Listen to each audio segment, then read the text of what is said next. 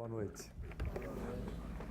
Nós, para aqueles que gostam, por exemplo, de estender um pouco o estudo a respeito do assunto, nós podemos encontrar para as nossas reflexões esse assunto no Livro dos Espíritos, que ele vai se aprofundar com maiores detalhes a respeito da questão da alma após a morte.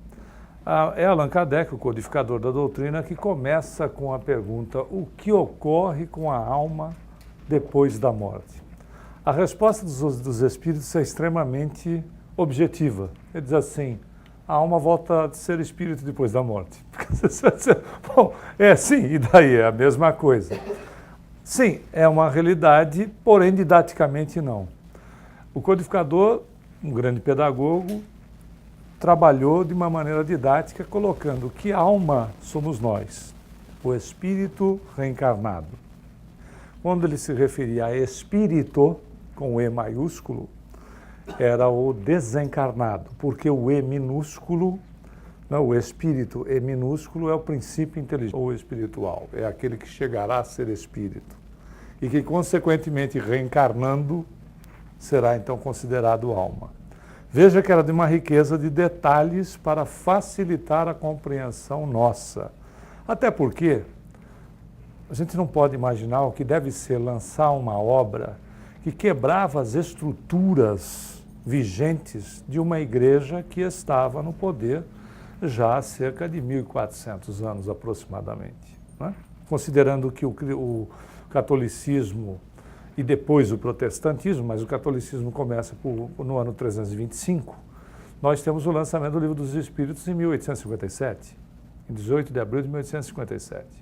Imagina o que é colocar uma obra dessa natureza em 1857, depois de quase milênio e meio das criaturas passando por um processo de verdadeira lavagem cerebral, não só quando encarnados, como desencarnados, né?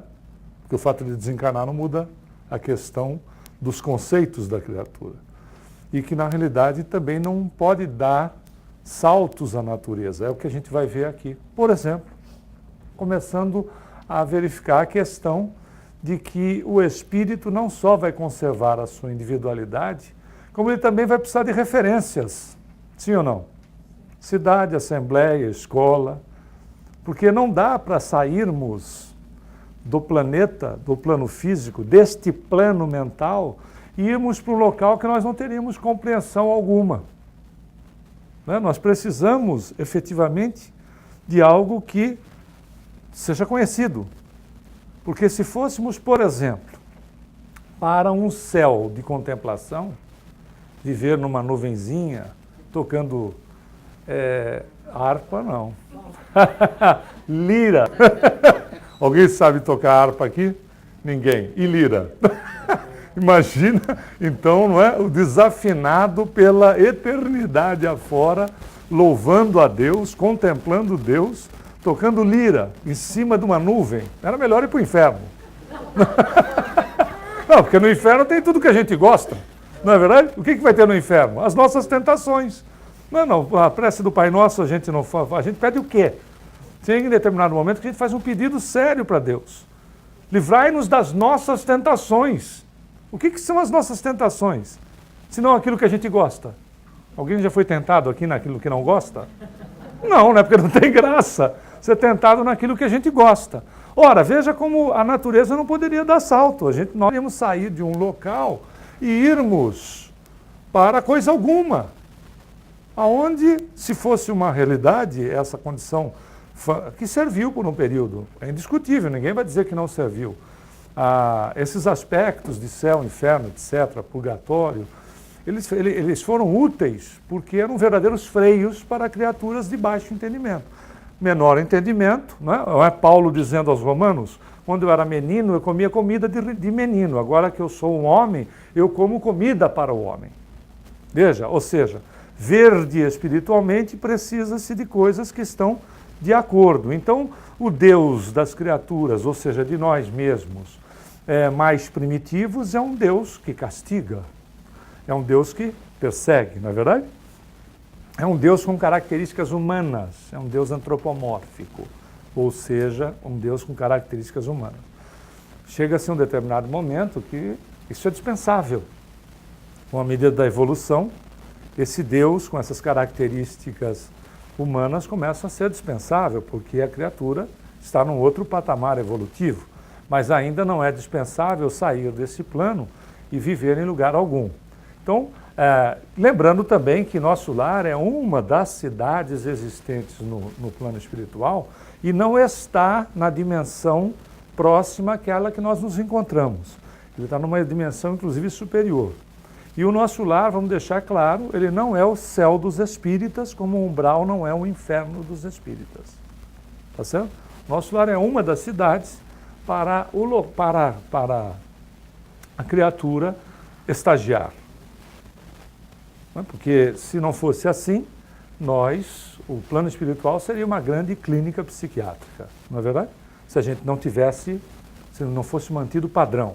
Então é uma cidade gigantesca, sem dúvida, cada quadradinho na realidade aqui deste desenho, se for um desenho feito, claro, está melhorado naturalmente por um desenhista, mas foi feito por Egorina Cunha. Egorina Cunha, se você pegar o livro Cidade no Além, existem vários desenhos que Egorina Cunha, a autora encarnada, se desdobrava no processo do sono e mantinha a consciência, foi até o nosso lar algumas vezes, visitou a cidade e desenhou, e foi ao Chico, que ela é a sobrinha, a Egorina Cunha, já desencarnada, era sobrinha do Eurípides Bassanufo, que vivia em Sacramento, que é próximo de Uberaba. E ela ia ao Chico então, e o Chico, que já havia feito essa viagem desdobrada, olha como as coisas são. Quando o Chico começou a psicografar o nosso lar, era tanta informação que o Emmanuel, seu mentor espiritual, levou desdobrado ao nosso lar para que ele pudesse assimilar aquilo que ele estava psicografando. Porque era muita informação. Era muita informação e muita coisa ele estava questionando se era possível ou não. E aí a Egorina vai ao Chico, que vai dando os direcionamentos. É isso mesmo, é assim, assim, assim, assado. É interessante, se a gente não tiver, a gente tem essa obra aí, Cidade no Além, mas dá para baixar gratuitamente em PDF na internet. Cidade no Além, Egorina Cunha, autora, e Chico Xavier, que foi em dupla. E lá você tem todos os mapas de nosso lar, etc., como é constituído. Vale a pena, né? Porque vai que você desencarna, você já tem um mapa, etc., dá para você chegar lá. Porque você desencarna, não tem o mapa, faz o quê? Né? Bota no GPS, nosso lar.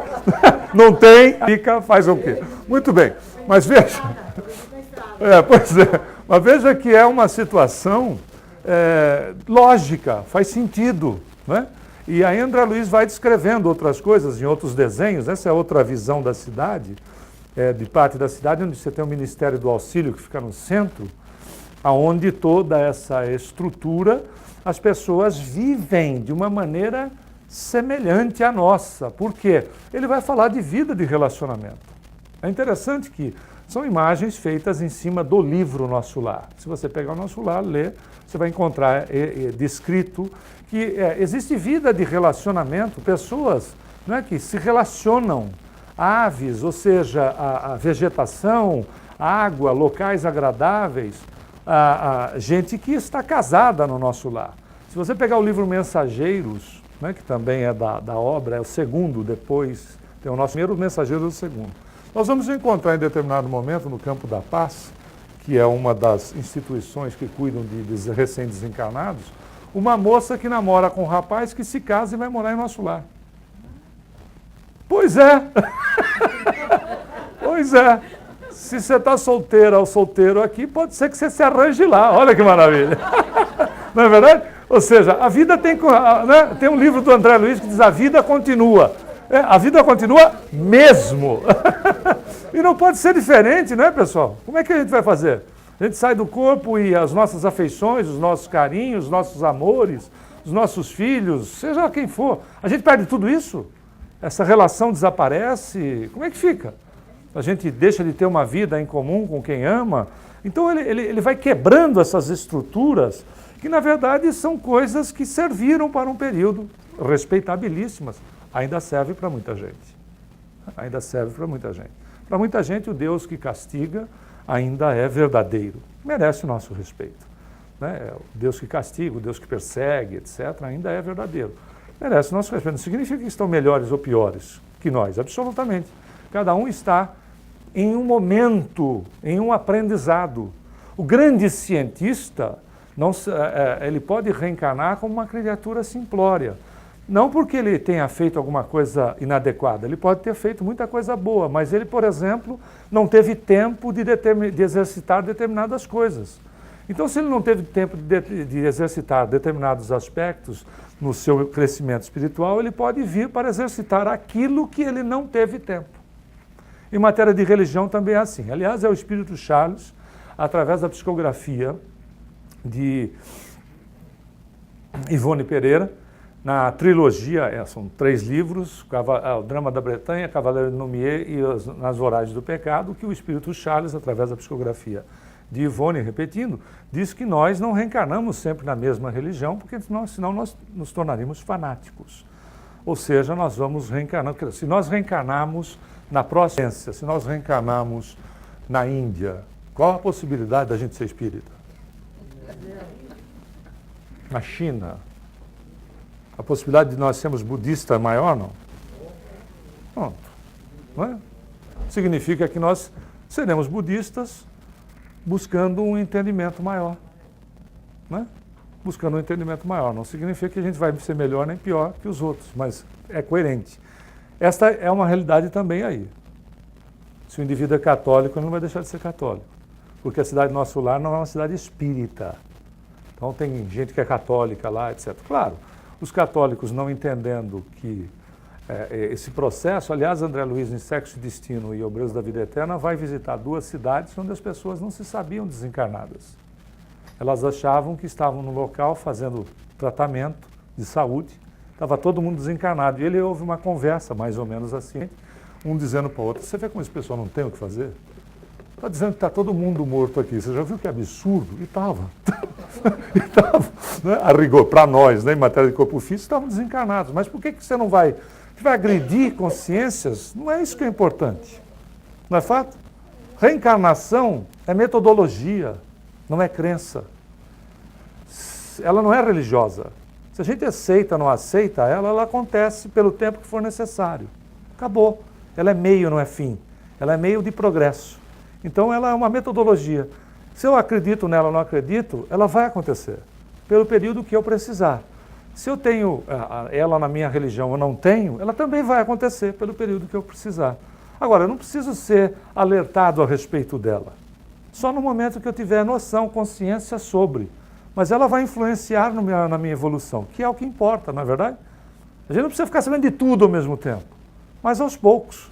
A verdade não pode ser colocada de uma única vez, que é como a luz, né? Se você colocar o holofote nos olhos de uma pessoa, cega, não ilumina. E ele vai contando mais, inclusive. Né? Então tem transporte lá, o pessoal usa transporte. Então o pessoal não sai, o pessoal volitando, voando, né? Usam transporte. Por quê? Na dimensão deles, a condição é semelhante, como muita gente que desencarna, por exemplo, e não tendo noção do desencarne, se utiliza de veículos. Né? Nós vemos de novo, citando os mensageiros, que ele vai à cidade do Rio de Janeiro, a visitar uma residência, e ele encontra espíritos dentro de carros ou em cima de automóveis. O cara está precisando de uma carona. Mas ele entende que ele precisa disso. Então, a recomendação de Chico era, não por causa disso, naturalmente, mas Chico dizia o seguinte: quando você for utilizar o seu veículo, sempre faça uma prece antes. Você nunca sabe quem está te pedindo uma carona, não é verdade? Então mas não é por isso. Você faz uma prece antes, por quê? Porque faz sentido. Não é que você precisa fazer evangelho no carro, né? Evangelho no lar, evangelho no carro. É uma prece. O que é uma prece? Você vai fazer uma prece? Não, uma prece é uma ligação nossa com Deus, com Jesus, com quem você quiser. Né? Ou seja, Senhor, me proteja. Mas tem que ser algo, né, sentido. Por que isso? Porque a gente não sabe quem pode estar no outro carro. Não é verdade? A gente pode evitar acidentes? Pode. Tendo uma condução segura, a gente evita acidentes? Para nós, sim. E também para os outros. O contrário também é verdadeiro. Não é fato? Veja que o livre-arbítrio é o que impera na vida das criaturas. E não necessariamente uma questão de que as coisas estão gravadas. O livre-arbítrio é imperioso na vida de qualquer um de nós. Né? E ele vai mais, dizendo que esse transporte é um transporte aéreo, mas olha que interessante, ele fala de vegetação, de moradias, etc., de crianças indo para a escola, e fala de comida. Não, evidentemente que, eu gosto de picanha mal passada. Não vai matar animal lá para a gente comer. Não vai, porque não faz sentido.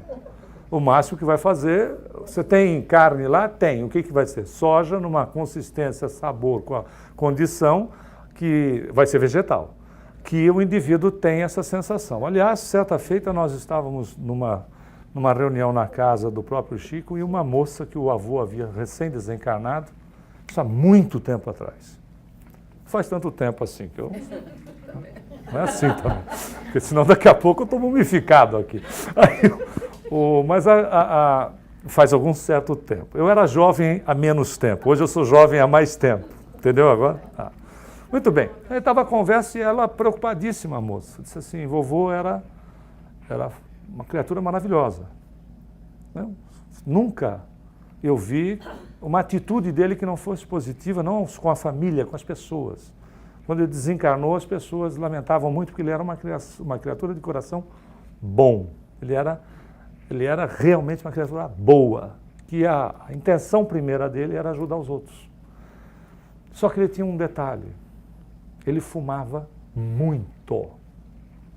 Muito. Então ele fumava, às vezes, 2 maços por dia. E a grande preocupação minha, dizia ela para o Chico, é que ele, em desencarnando, se torne um vampiro de algum fumante. Vampirize algum fumante. Ele disse assim, não é assim, minha filha. Não é assim. Porque aquilo que importa consciencialmente é o que você fez e não o que você foi. Ele foi um fumante. Tá bom, mas o que ele fez? Não é verdade? O que foi que essa criatura fez? Ele não foi só fumante. Não é assim? Senão nós estaríamos perdidos na vida. Eu cometi um erro e eu sou o resultado do erro? Não, esse pode ser um erro numa vida de acertos. É o que faz sentido. Ela disse assim, não é assim. Eles têm lá, olha que coisa interessante, alguma coisa que parece um erro.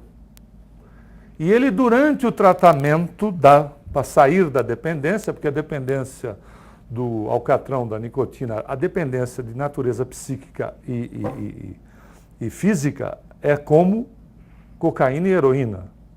A dependência que cria no cérebro. O cérebro não sabe dizer se a cocaína, a heroína, o alcatrão e a nicotina são diferentes em matéria de dependência.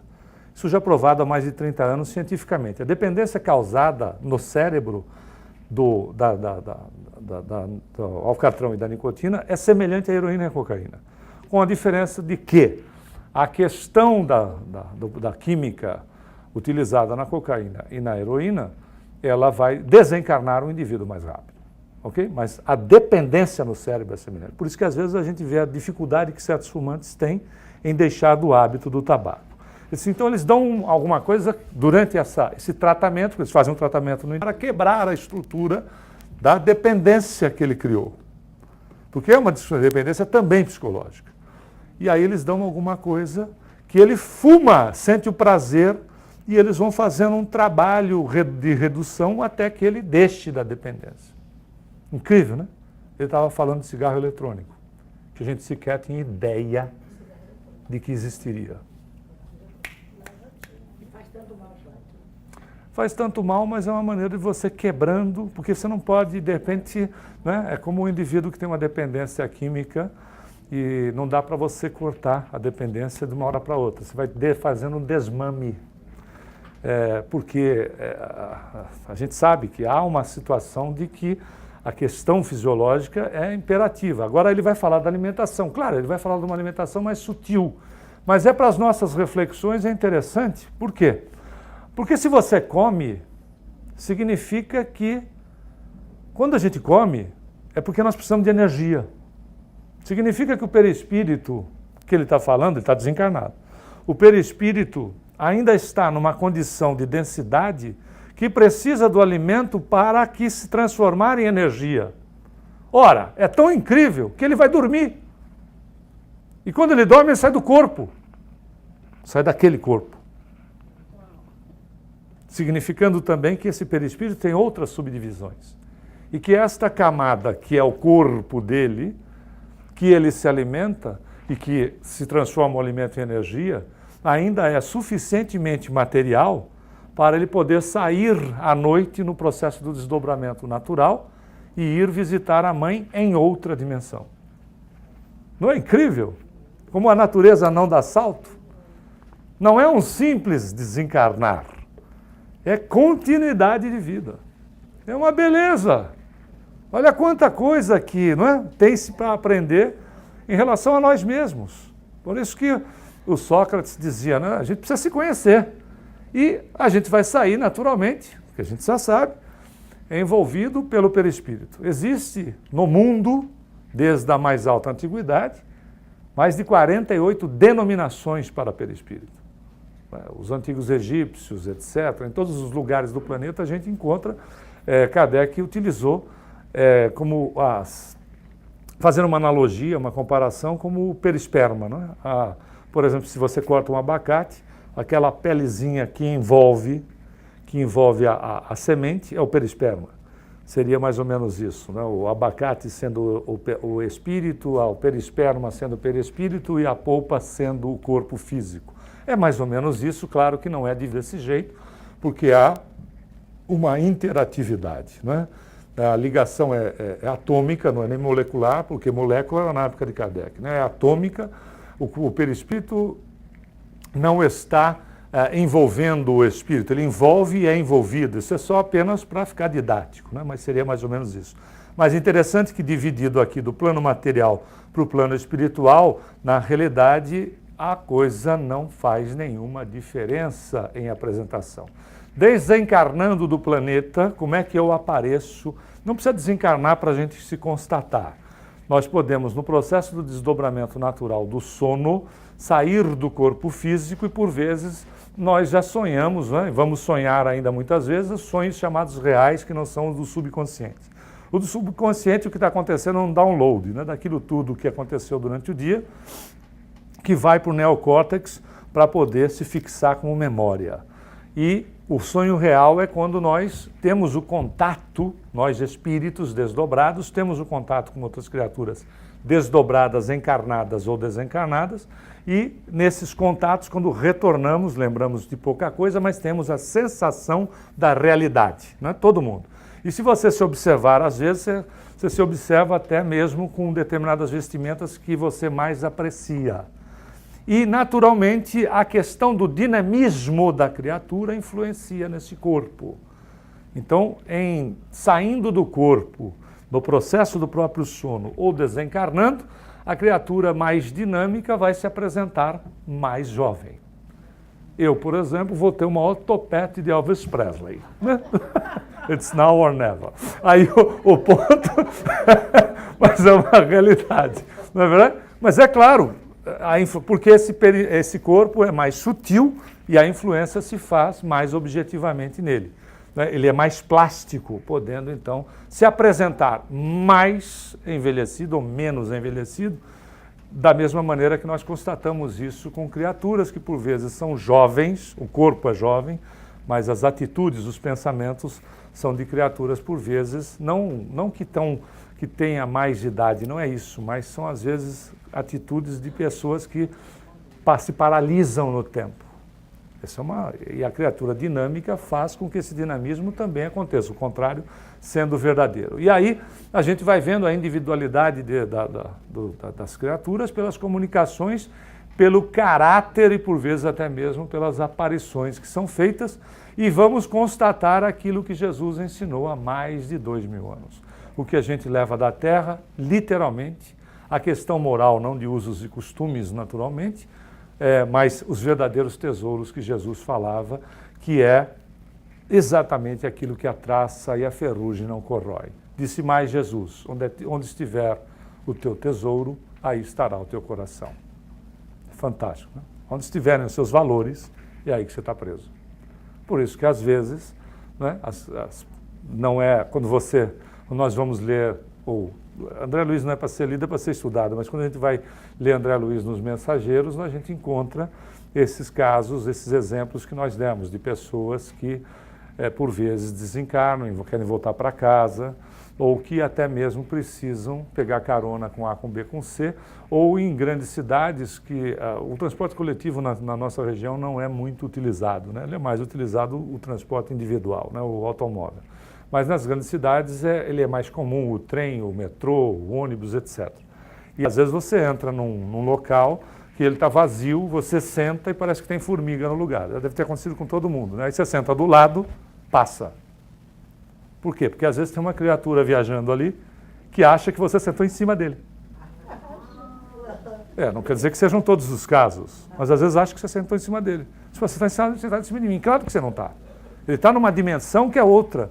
Só que como ele está fixado na situação de que ele está nessa dimensão, ele entende que você sentou em cima dele. Aí você senta do lado, ele fica em paz, você também. Né? Mas muitas vezes pode ser exatamente uma situação dessa. Um indivíduo que não tem a noção do que se passa com ele em relação ao próprio desencarne. Né? O que é respeitável. Os mentores ajudam? Sim, ajudam, à medida que a gente se abra para eles. André Luiz, quando estava lá no nosso lar, no umbral, não quer dizer que todo mundo vai para o umbral, porque o André Luiz conta a história dele, não é a nossa história, é a história dele. Ele demora 8 anos para ver os mentores que sempre estavam com ele. E ele vai dizer, mas a gente estava aqui. Agora, tem um detalhe, não adianta eu bater na tua porta para te dar o pão e você não abri-la. Porque o que deixa a porta fechada? Orgulho, egoísmo. Né? Se fecha a criatura nela mesma. Ora, olha como é fácil entender o umbral. Eu me fecho em mim mesmo, crio o meu campo mental. O meu campo mental se associa com um campo mental semelhante, eu formo um local. Não é assim? Eu formo um local. Eu formo um ambiente, de acordo com vibrações que são semelhantes. Eu materializo um ambiente junto com essas criaturas e vivo nesse círculo vicioso. Como é que eu quebro isso? Me abrindo para a realidade da vida, ou seja, quebrando as estruturas do orgulho, do egoísmo. Por isso a necessidade de se conhecer. E como é que é a separação da alma e do corpo? Né? Então, o momento do desencarne. Ele não é doloroso, morrer não dói. Então, é natural, se verifica pelo esgotamento da vitalidade orgânica, se for o caso de desencarne natural, é como uma lâmpada que se apaga.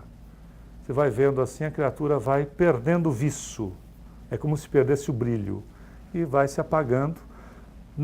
Desencarnar não dói, porque se doesse a gente sentia maior dor quando sai do corpo todos os dias quando a gente vai dormir. Né? Então sai, o desencarne é só não retornar para ele. Desligam-se os liames que prendem o espírito no corpo pouco a pouco.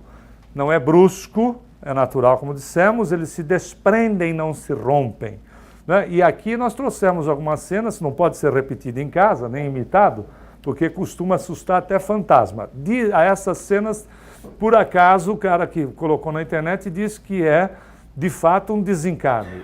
Pode ser montagem, mas se for montagem é mais ou menos isso. Ó. O corpo está lá, né? O corpo está morto, mas a criatura não, tá vendo? Aí ele deixa o corpo e esse é o fotógrafo depois que revelou as fotos. Aí ele... Pelo menos aqui.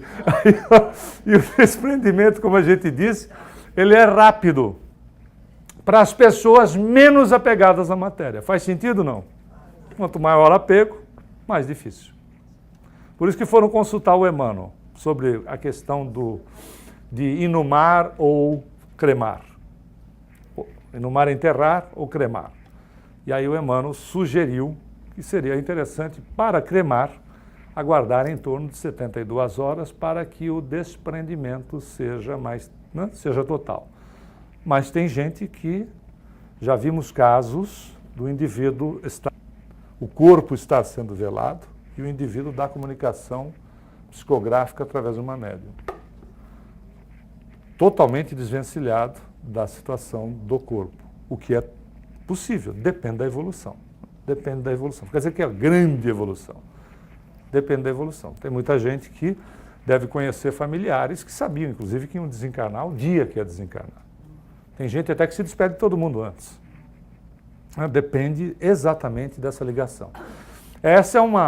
Esse desenho está no livro Perispírito, de Zalmino Zimmermann, que a gente trouxe aqui para ilustração, porque é como o Chico viu o desencarne da Cidália Batista, que era a madrasta, que ele chamava como, também tratava como mãe, que ele disse que ele estava no velório e vieram os espíritos, como se fossem vestidos de médico, e levantaram a Cidália, não o corpo, porque senão ninguém ficava no velório, evidentemente, né?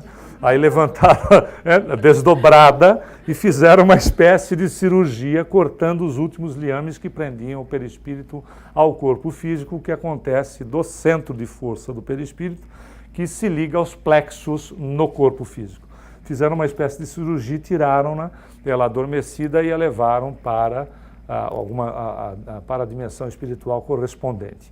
Na agonia, outra situação também, a alma pode deixar o corpo, conforme, dependendo da evolução, que ainda funciona por alguns momentos, como se fosse uma máquina com o restante da energia. Alguma coisa, né, no seguinte sentido: se você tira um eletrodoméstico, não desliga ele não desliga ele no botão lá, você despluga, enquanto a energia está correndo, ele ainda dá aquele né? A mesma coisa que o indivíduo que está entubado, etc.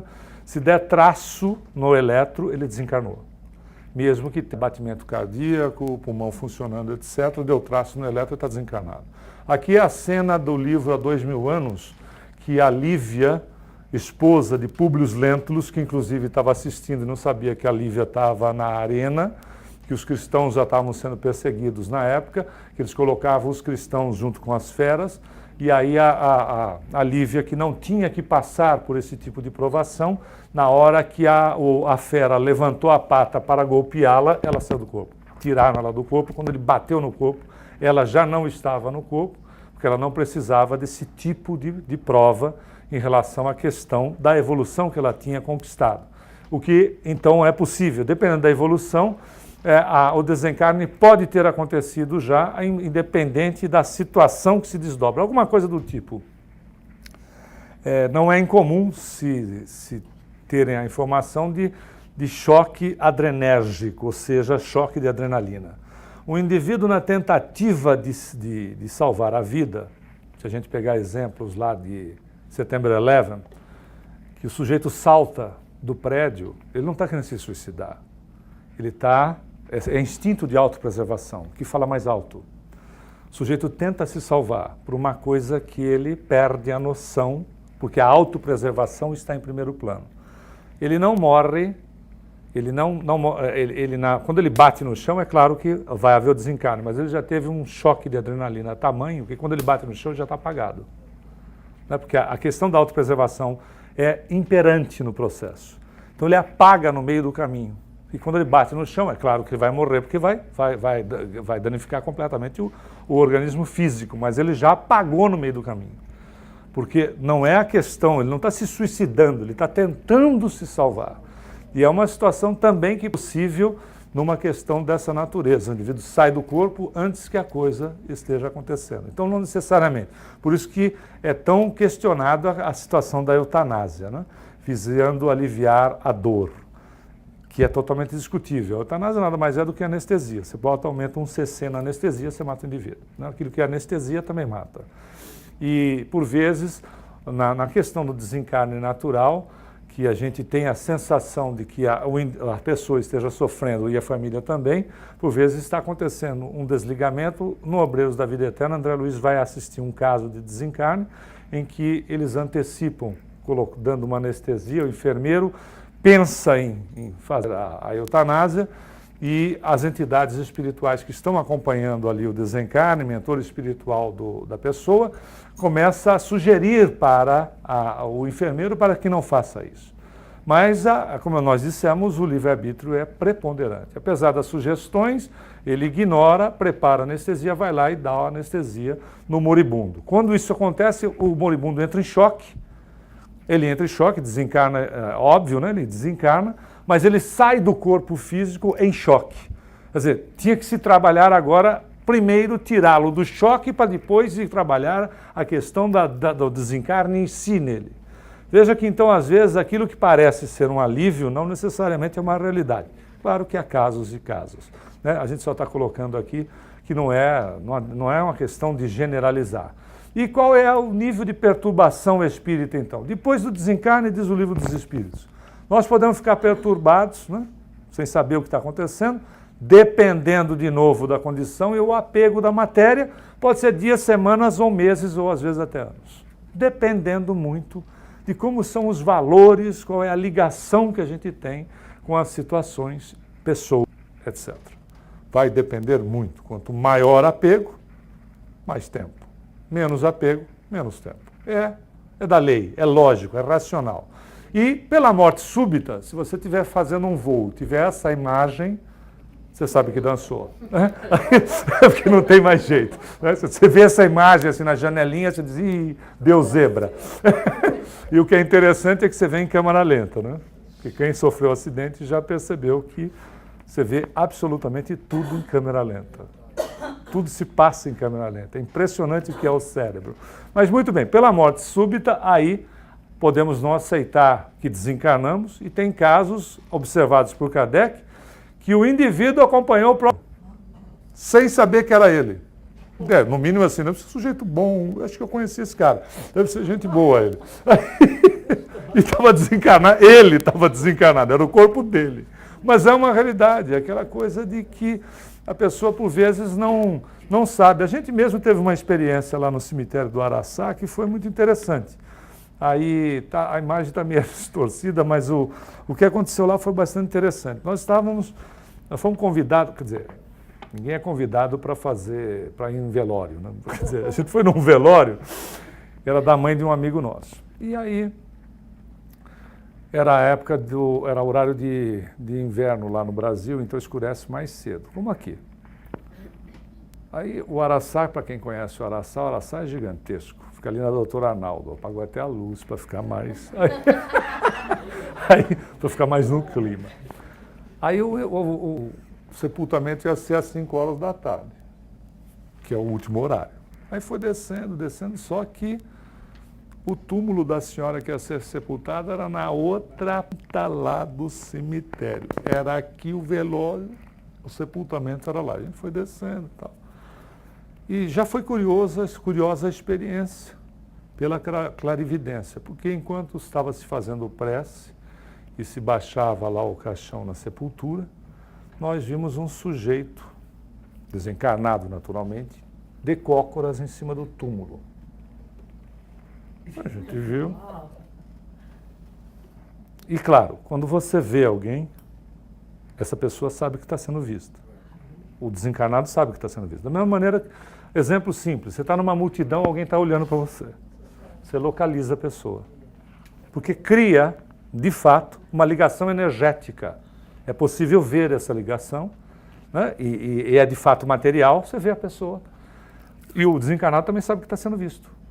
Aí, bom, no mínimo é curioso, né? Há um aprendizado aqui. Em tudo tem um aprendizado, não é verdade? Aí eu disse, olha, o senhor nos desculpe, né? Mentalmente, né? Porque se ficar falando no meio do velório sozinho, o pessoal enterra você. Aí eu, não é verdade? Aí eu disse, o senhor nos desculpe a curiosidade, mas o senhor pode dizer o que o senhor está fazendo aí? Apenas para aprendizado. Eu disse, posso. Eu trabalho aqui. O meu serviço é, depois que vocês se retirarem, eu vou retirá-la do corpo. Meu serviço é tirar ela do corpo. Como eu, tenho vários aqui que trabalham. No meu caso, eu sou o responsável por esse caso. Que bom. Então, tá ok. Muito obrigado. Até logo. Vamos voltar. Acabou a prece e a gente está voltando. Foi voltando e foi escurecendo. E o carro que a gente estava lá do outro lado. Aí foi escurecendo. Era uma experiência atrás da outra. De repente sai de trás de um túmulo 3 figuras, branca como a neve, vestidos de negro com capas longas, correntes assim na roupa e correntes nos braços, Nós estávamos com um amigo nosso, quando saiu aquelas 3 criaturas, disse, e o bicho vai pegar. E vieram na nossa direção. Se agora está vindo para cima de mim, meu Deus, já estava chamando Jesus de Genésio. Do campeonato, aquelas 3 vindo. Aí eram 2 moças e um rapaz maior, aí eu virei para ele e disse assim, olha que entidades estranhas vindo na nossa direção. Você está percebendo? Ele disse, você está maluco? São 3 góticos que estão curtindo dentro do cemitério. Falei, mas como pode 3 criaturas entrarem num cemitério para curtir o quê? A não ser ser vampirizado. Eles se vestem de negro, com correntes e capas, branco, porque não toma sol, e vai à noite no cemitério para curtir. Como eu não sabia da existência dessas criaturas, o que me veio? São 3 desencarnados que vão me pegar aqui. Aí ele virou para mim e disse assim, muito bonito, né? Espírita com medo de espírito, era só o que me faltava. Eu disse, mas também o que eu posso fazer? Não é? É uma experiência atrás da outra. Eu vejo um cara no túmulo, aí já converso com o cara no túmulo, saio do túmulo, vejo essa coisa. O que eu podia pensar, meu Deus do céu? Agora, o grande, é tão interessante, independente dessa outra, da segunda parte, que não tinha nada a ver, é a realidade da vida, da continuidade da vida. O sujeito estava trabalhando para retirar o recém-desencarnado do corpo físico. Quer dizer, como um médico, né? Como se fosse um médico trabalhando num cemitério. Quer dizer, veja, só nos mostra a continuidade, a naturalidade da continuidade. E aí o Kardec vai dizer, conhecimento do Espiritismo exerce alguma influência sobre a duração maior ou menor da perturbação? A resposta não podia ser outra. Diz assim, tem influência sobre o tempo de perturbação. Porém, olha que coisa incrível, a prática do bem, tranquilidade de consciência é que tem maior influência. Fantástico. Claro, você vai para a China falando mandarim, fica mais fácil, mas não é o suficiente. No caso do desencarne, o que é suficiente é ter a consciência tranquila. Aliás, uma moça certa feita chegou para o Chico, terminada a reunião do grupo da Espírita da Prece, que era o centro que foi fundado por ele em 1975, uma moça abordou, por acaso era uma moça, mas abordou e disse assim, Chico, eu gostaria de fechar o meu corpo. Tem como?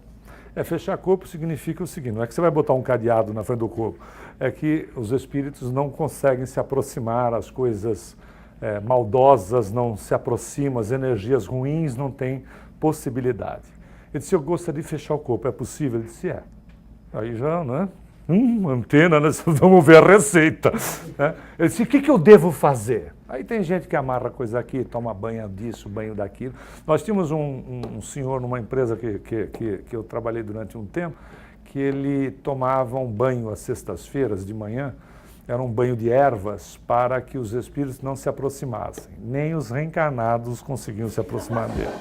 Que era uma coisa, uma mistura de alho com cebola, manjericão, né, espada de São Jorge. Era um negócio que era impossível se aproximar dele. Ele tinha razão, ninguém se aproximava, nem encarnado, inclusive. Mas aí, veja, e tem gente que acha que é isso que funciona. Tudo bem, é respeitável novamente. Mas aí, ela quando perguntou, tem? Ele disse, tem. Ele disse, como? Ele disse assim, basta ter a consciência tranquila. Acabou. Claro que a gente não vai fazer sempre o melhor, não é? Óbvio. Mas o que vale é o quê? A intenção. A intenção foi boa, o resultado não foi. Paciência. Quando tivermos maior evolução, o resultado será óbvio pela evolução, porque é questão de conhecimento. Enquanto não, a consciência tem que estar tranquila. É uma beleza, né? Porque não é o fato de conhecer, é o fato de ter a consciência tranquila e a prática do bem.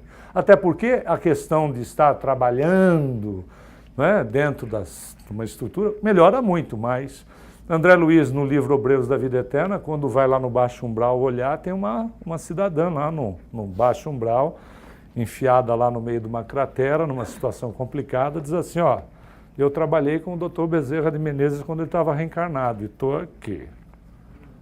Não é só, não é eu trabalhar, ela falou, ela estava lá no baú presa lá. Não é só trabalhar. O que que te move? Não é? O que é que te move? Esse é o ponto. Não é fato? O que é que te move? Quais são os valores que te movem? Não é simplesmente porque eu estou inserido nisso, está resolvido o meu problema. Quais são os meus valores, os valores que me movem dentro dessa situação? E no desprendimento, como a gente disse, é como sair do sono profundo. A mesma coisa, a gente não precisa desencarnar para saber como é. Com pesadelo ou não. Ponto. É como sair de um sono profundo. Você sai com pesadelo ou não. Se está saindo com pesadelo e ele está se repetindo, é melhor começar a se cuidar. Porque alguma coisa está errada. Sim ou não? Porque o normal é o quê? A gente acordar em paz. Pesadelo de vez em quando, porque às vezes a gente vai se meter em determinados trabalhos e a coisa fica complicada. Não é? Porque às vezes você vai em determinados trabalhos de assistência e a coisa às vezes fica complicada. Mas isso não é o tempo todo. Veja que é o que os espíritos vão dizer. É como acordar de um sono. Você pode ter pesadelo ou não. É a mesma coisa. Então é interessante porque isso vai nos fazer o quê? Raciocinar sobre nós mesmos. Buscar o autoconhecimento. Buscar se conhecer.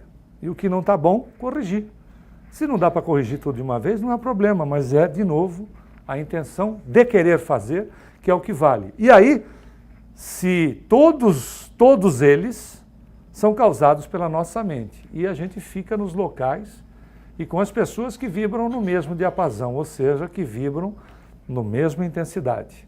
Por isso que o importante é pensar bem. Porque toda vez que nós pensamos bem, nós entramos em contato com mentes que vibram no universo. O universo vibra amor. Toda vez que se pensa bem, nós temos a cumplicidade do universo. Então, ser bom é uma questão interessante, porque ser bom é ser inteligente.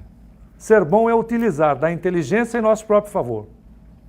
Porque se é racional, porque se vibra no universo amor, cada atitude, pensamento, porque a atitude é a materialização do pensamento, cada pensamento bom me liga ao universo como um todo. Então é usar da inteligência em favor de si mesmo. Então a bondade é uma questão de inteligência. Quando o indivíduo pratica o mal ou pensa mal, ele está trabalhando contra ele mesmo. Quer dizer, ele está utilizando a inteligência para se prejudicar, para prejudicar a si próprio, porque não é o outro que a gente faz. Tudo que a gente faz para o outro, nós construímos para nós mesmos. É um processo que, né, ele é um círculo, ele volta.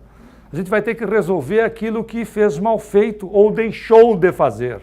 Porque não é não praticar o mal, é importante fazer o bem. É o que dizem os espíritos nessa mesma obra. Porque se a gente não faz o bem, eu não faço o mal, eu não faço o bem, mas eu também não faço o mal. Não, aí nós somos omissos. É importante fazer o bem porque a gente tem que neutralizar o mal. É por causa de muita gente dizer que não faz, né, o mal, mas também não faz o bem, é que o mal impera. Ele acaba sendo mais efetivo. Qualquer atitude boa vai neutralizar, que seja 1% daquilo que existe, neutraliza. Então vale a pena porque a gente constrói para nós mesmos. E aí o desencarne, ele deixa de ser uma figura assustadora, como foi pregada, né? A morte sempre foi uma coisa colocada de forma assustadora. Na realidade, o espírita não se prepara para morrer. Tá certo? A gente se prepara para viver bem, e viver bem a partir de hoje. Não é uma questão de eu vou me preparar para morrer, porque isso não tem nada a ver. Bom, a gente não vai morrer. Então é se viver bem a partir de hoje. Ora, para viver bem a partir de hoje, é utilizando do recurso divino que nós temos em nós mesmos, que é a questão da inteligência. Ser bom, então, de fato, como a gente já disse, é ser inteligente. Muita paz a todos. Obrigado. Obrigado.